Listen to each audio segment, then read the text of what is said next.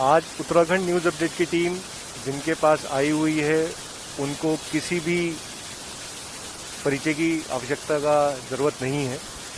वो एक खुद समाज सेवी हैं और बीजेपी में अच्छे संगठन के पद पे भी हैं और जिनका परिचय आपसे मैं कराऊंगा वो हैं विश्वास डावर जी। और आज हम उनसे जानेंगे जिस प्रकार से कोरोना काल में उन्होंने निस्वार्थ भाव से अपनी सेवाएं जो अपनी क्षेत्र की जनता हो गई या हमारे देहरादून की जनता हो गई उनको दी हैं, थोड़ा सा उनसे जानेंगे। तो सबसे पहले विश्वास जी बहुत बहुत स्वागत है आपका उत्तराखंड न्यूज़ अपडेट में। थोड़ा सा विश्वास जी हमें बताएं जो आप ये कोरोना काल में आप लोगों की सेवाएं आप अपनी तरफ से दे रहे थे उसके बारे में थोड़ा हमारे बताएं। ऐसा है कि उत्तराखंड में हर व्यक्ति एक दूसरे की मदद कर रहा है, ये बहुत अच्छी बात है। हम भी थोड़ी बहुत कर रहे हैं और ये हमारा फर्ज भी है, ये हमारा कर्तव्य है। इस पर बहुत ज़्यादा चर्चा करना मैं उचित नहीं समझता, क्योंकि सेवा करके उसका जिक्र करना मैं तो पसंद नहीं। मेरा सिर्फ इतना ही मानना है कि अगर हम सब लोग नियमों का पालन करें, मास्क पहने, सोशल डिस्टेंस रखें, तो इस बीमारी को हराया जा सकता है। दूसरी सबसे महत्वपूर्ण कड़ी है वैक्सीनेशन।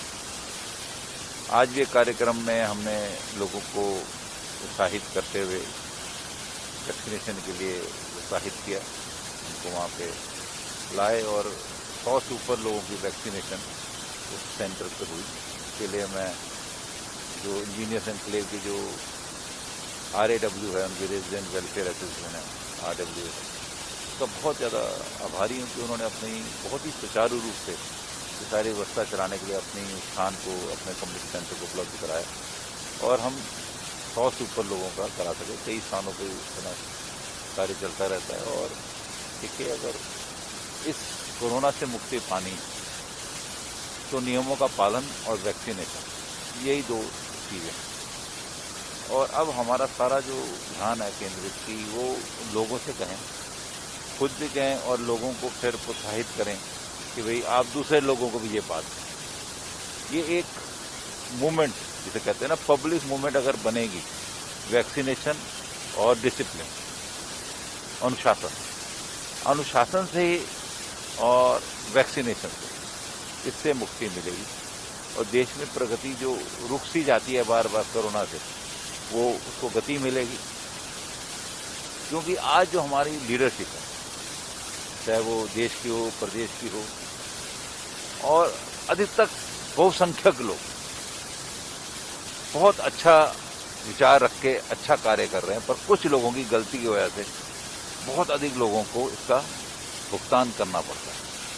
इसलिए मेरा निवेदन है आपके चैनल के माध्यम से कि ऐसा कोई व्यक्ति जो नजर आए सड़क पे या जो कानूनों का पालन नहीं कर रहा है, वो अपने को ही खतरे में नहीं डाल रहा है, वो अपने साथ अनेक सैकड़ों लोगों को खतरे में डाल रहे हैं। इसके लिए मैं एक एग्जाम्पल देना चाहूँगा। कुछ ऐसे, इसकी एक टर्म दी गई है सुपर स्प्रेडर। साउथ कोरिया में एक महिला की वजह से 10,000 लोग एक हफ्ते में इन्फेक्ट हुए और पूरा का पूरा कोरिया उसकी चपेट में आ गया। उसी तरह से यहाँ पे भी कई बार हमने देखा है कि कई लोग सुपर स्प्रेडर माने गए हैं और उन्होंने बहुत ज़्यादा इसको बढ़ावे में, कोरोना के में योगदान रहा है उनका, जो कि बहुत ही खराब बात है। इसलिए हर व्यक्ति को यह समझना पड़ेगा कि उसकी एक गलत भूमिका कितने लोगों का जीवन संकट में डाल सकती है, इस देश में संकट बढ़ा सकती है। आज हमारा एक बहुत बड़ा देश है जिसमें संसाधनों की पहले ही कमी है। अगर हमारे सारे संसाधन कोरोना को लड़ने में निकल जाएंगे तो हमारे यहाँ जो विकास कार्य है वो अवश्य प्रभावित है। आज अनेकों लोगों के पास रोजगार की समस्या आ रही है। हालांकि सरकार की ओर से मुफ्त राशन, मुफ्त दवाइयाँ दी जा रही हैं, तब भी कुछ न कुछ लोग 138 करोड़ की जनता में रह जाते हैं। उसके लिए संस्थाएं हैं, हम हैं, हमारी एक पंजाबी महासभा है और कई संस्थाएं हैं। हर जाति विशेष की जो भी संस्थाएं हैं वो अच्छा काम कर रही हैं और उन लोगों तक सहायता पहुंचा रही हैं। पर ये कब तक चलेगा? हमें इसको समाप्त करना बहुत ही आवश्यक है। इसके लिए अनुशासन, बहुत ज़्यादा बचत है। आज भी मैं देखता हूँ लोग सड़क पे खड़े होकर सिगरेट पीते हैं। इस पर एक कानून बना हुआ है। मेरी सरकार से अपील है कि ऐसे लोगों के खिलाफ सख्त कार्रवाई की जाए। और सरकार ही हर काम नहीं कर सकती है, इसमें जनता की सहभागिता बहुत आवश्यक है। अगर कोई ऐसा व्यक्ति है जो बार बार इस तरह की कोई परेशानी पैदा कर रहा है, तो जनता को उसको रोकना चाहिए, जनता को आगे बढ़ना चाहिए। कारण यह है कि अल्टीमेटली सफर कौन करता है? जनता करती है। एक जन की वजह से जन जन अगर वो कष्ट सहना पड़ता है, ये बहुत ही गलत बात है। इसलिए हर जन को जागरूक होना पड़ेगा और जन जन को तभी बचाया जा सकता है कि जब हर जन जागरूक होगा। और उसमें जो किसी भी देश, जो भी जनतांत्रिक देश है, जैसे भारत एक जनतांत्रिक देश है, तो उसमें जो आप हमारा चौथा स्तंभ है मीडिया, उसकी भूमिका बहुत ही महत्वपूर्ण हो जाए। आप रिपोर्ट करिए, पर आपकी रिपोर्ट से लोगों को डर नहीं लगना चाहिए। आपकी रिपोर्ट से लोगों में कॉन्फिडेंस बढ़ना चाहिए कि हाँ, हम इसको जीत सकते हैं। और अगर जो गलतियां हो रही हैं उसको ठीक करने के लिए आप लोगों को प्रोत्साहित करें। मैं नहीं कह रहा हूं कि मीडिया की कोई गलत भूमिका, पर कुछ मीडिया के लोग इस तरह का गलत दुष्प्रचार भी करते हैं। खासतौर पे यूट्यूब का जिस तरह की गलत खबरें यूट्यूब पे चलती हैं या फेसबुक पे चलती हैं, ऐसे लोगों को आप लोग चिन्हित कर सकते हैं और रोक सकते हैं। आज देश को इसकी बहुत ज्यादा जरूरत है, इतनी आवश्यकता है कि आप सोच भी नहीं सकते। जो इस तरह का जो फॉल्स प्रोपेगेंडा जिसे कहते हैं, इसको रोकना बहुत ही आवश्यक है। इसके लिए अगर जन जन जागरूक होगा, और वो आपकी मदद के बिना, आपकी सहायता के बिना नहीं हो सकता। मेरा तरफ इतना। बाबा जी, थोड़ा इस बारे में जानना चाहेंगे। अभी जैसे हमने देखा था उत्तराखंड में और देहरादून में खासकर की रक्त की बहुत कमी हो गई थी, तो सरकार की तरफ से भी, बाकी और भी सामाजिक संगठनों ने भी ब्लड डोनेशन कैंप्स का आयोजन किया गया। तो इस प्रकार का कोई हम अपनी तरीके से कुछ आयोजन आगे आने वाले टाइम में कुछ करना चाहते हैं? जो हमारा युवा मोर्चा है वो लगातार कर रहा है। अभी मेरे को भी कोरोना हो गया था पिछले 7 सितंबर में, और अभी मैंने अपनी एंटीबॉडी चेक करी तो मेरी एंटीबॉडी बहुत ज़्यादा है, और मेरी आयु 60 से अधिक होने की वजह से उन्होंने कहा कि हम आपका नहीं ले सकते।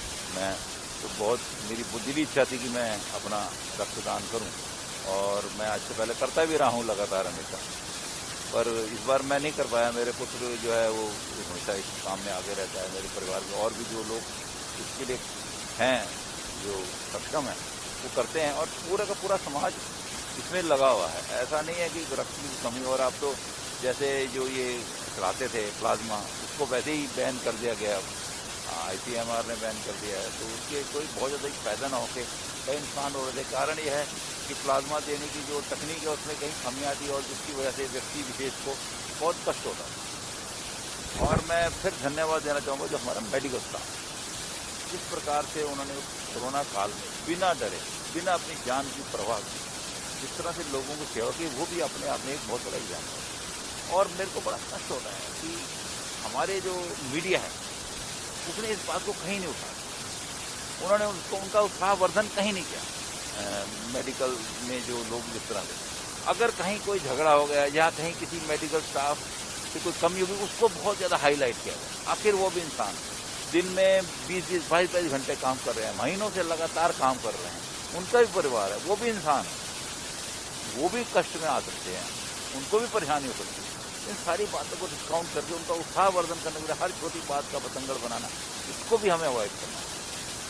हमें सबको मिलजुल के एक दूसरे के प्रति सहानुभूति, एक दूसरे के प्रति वो क्या अच्छा हो रहा है, खराब अगर कुछ हो रहा है जिससे लोगों को और कष्ट हो रहा है, उससे उसको इंगित करें, उस व्यक्ति से हम आराम से बात कर सकते हैं। इस तरह का अगर हम एटमॉस्फेयर करेंगे तो कई ऐसे देश हैं जहाँ पे जो हमसे बहुत ज़्यादा अमीर है। मैं अमेरिका का एग्जाम्पल देना चाहता हूँ। उनकी आबादी हमसे 20%, 22% और हमसे कितना ज़्यादा उनके पास संसाधन है, आप बहुत अच्छी तरह जानते। उनके यहाँ जो जब ये कोरोना आउट ऑफ कंट्रोल हुआ तो वो कुछ नहीं करता।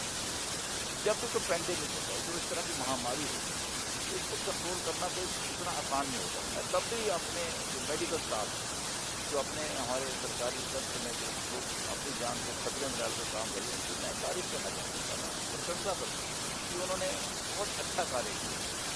नहीं तो मैं रह जाती, पूरे बड़े 138 करोड़ जन के सकते, परंतु हमें ब्राइटर साइड से, अंधेरी तरफ, not the dark side, we should follow brighter side ये है कि आज हमसे काबू कर पाए। अब हमसे 1 लाख से भी नीचे ले गए, कहाँ हम 4.5 लाख तक पहुँच गए।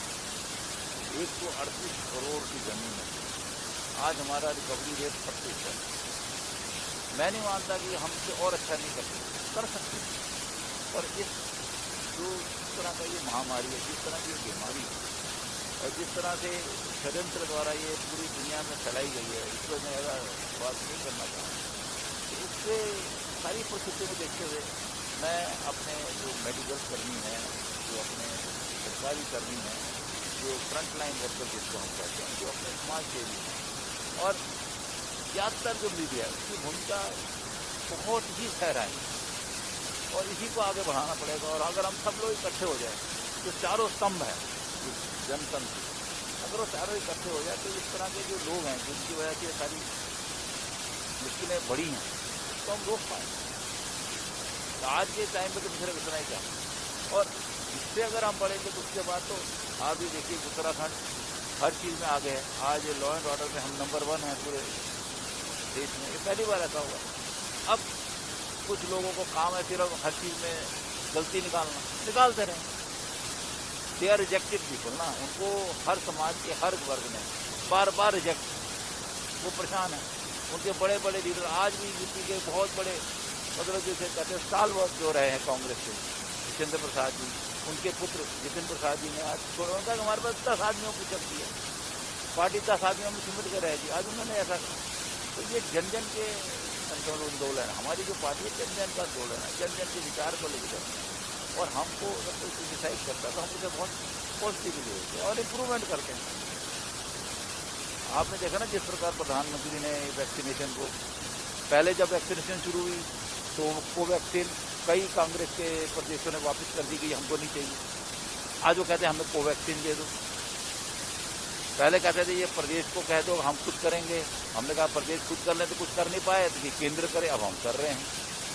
तो मतलब हर रोज इनकी नई मांग होती है, पर हम पूरी शांति से, मैं बहुत साधुवाद देना चाहूँगा, बहुत मैं प्रधानमंत्री जी को, इन्होंने अपने को बिल्कुल हर प्रकार की राजनीति से ऊपर उठा के देश सेवा, देश हित में हर निर्णय लिया है। और उस निर्णय को कि वो अभी ये जो अभी और 2 दिन पहले का जो भाषण था और जिसमें जो निर्णय हुआ उसमें प्रकृति होता है, कितना है काम कि हमारा मन देश की सेवा है, जन की सेवा है, और उन्हीं के विचारों को लेकर हम सब उनके जो कार्यक्रम हैं आगे काम कर रहे हैं, और यही हमारा विचार है। डावर जी, एक आखिरी में आपसे जानना चाहेंगे कि आने वाले टाइम में अपनी क्षेत्र के लिए, अपनी देहरादून की जनता के लिए किस तरीके के कुछ आप योजना या कुछ बताना चाहेंगे? देखिए, दुर्भाग्य से कोरोना जो है, जो हमारा समाज का काम था वो पूरा होने में थोड़ी विलम्ब हो रही, क्योंकि लेबर की बहुत समस्या है और कोई समस्या बार कोविड की वजह से आ गई। और मेरे को विश्वास है कि जब ये सारे जो हमारी जो विचार है पूरा समाज का, इसके पूरा होने के बाद भारत के अग्रणी शहरों में देहरादून की गिनती होगी। इसके अलावा इस प्रकार से कनेक्टिविटी एक बहुत महत्वपूर्ण बात है। मेरे को अच्छी तरह याद है, यहाँ से दिल्ली जाने का मतलब 7 घंटे कम से कम, और दिल्ली में 12-13 घंटे। आज आप 3 घंटे में दिल्ली पहुँच जाते हैं।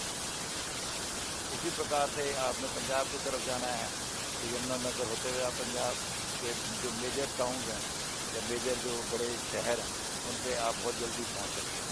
ये एक बहुत बड़ी उपलब्धियाँ हैं। कनेक्टिविटी बढ़ रही है, यहाँ से सड़कों का जो काम है बहुत अच्छी तरह हो रहा है, बिजली का उत्पादन बढ़ा है, लोगों की शिक्षा की दृष्टि से ही देहरादून में काफ़ी काम हुआ है। तो जितने भी है, और मेट्रो जैसे लोकल मेट्रो जो है, छोटी गाड़ी मेट्रो चलाने की बात है, और भी कई कनेक्टिविटी के जो साधन है। अब पूरे उत्तराखंड के गाँवों को के साथ जोड़ना कनेक्टिविटी के साथ, इंटरनेट कनेक्टिविटी, ये कई विचार हैं जिनको बड़ी तेज़ी से इम्प्लीमेंट करते हैं। और सबसे बड़ा 4 धाम के लिए जो ऑल वेदर रोड है, उस पर जिस तरह की रोड बन रही है, मेरे ख्याल में इस पर परिकल्पना करने के लिए आज से 10 साल पहले असंभव थी। तो आज उसको हम मूर्त रूप दे रहे हैं और बहुत जल्दी वो पूरा काम हो जाएगा। रेल, कर्णप्रयाग रेल योजना, तो उससे सारे के सारे जो शहर है, चाहे देहरादून जो भी राजधानी है, यहाँ की प्रदेश की सबसे बड़ा शहर है, इसको बहुत ज़्यादा फायदा होगा। और देहरादून एक बहुत बड़ा हब बनेगा IT का, टूरिज्म का और अन्य जिसे कहते हैं मानव संसाधन को जनरेट करने में और बात होगा। आखिरी में एक आखिरी सवाल आपसे पूछूंगा डावर जी, क्या हम आने वाले टाइम में आपको एक्टिव राजनीति में देख पाएंगे? देखिए, एक्टिव राजनीति का मतलब है चुनाव लड़ना ही सिर्फ एक्टिव राजनीति। मैं हमेशा एक्टिव राजनीति में रहा हूँ। मेरा राजनीतिक जीवन 48 साल लंबा है। सन 74 में 17 साल की उम्र में ही जब JPV की कॉल आई थी तो हम कब से एक्टिव हैं और लगातार काम कर रहे हैं। मैं ऐसे परिवार का हिस्सा हूँ जिसको 8 दशक से अधिक हो गया है सबके साथ जुड़े हुए। मेरा 5वीं जनरेशन आज सक्रिय राजनीति में आया है। और सक्रिय राजनीति का मतलब सिर्फ चुनाव लड़ना ही नहीं। सक्रिय राजनीति का मतलब अपने विचार को आगे बढ़ाना। और जिस तेजी से हमारा विचार आगे बढ़ा है, ये सक्रिय राजनीति का ही एक तरीका है। तो विचार को बढ़ाना, विचार को मजबूत करना, देश की बात को करना, आगे बढ़ाना ही सक्रिय राजनीति। बहुत बहुत धन्यवाद डावर जी। तो आज उत्तराखंड न्यूज़ अपडेट की तरफ से मैं रजत वशिष्ठ, बहुत बहुत धन्यवाद।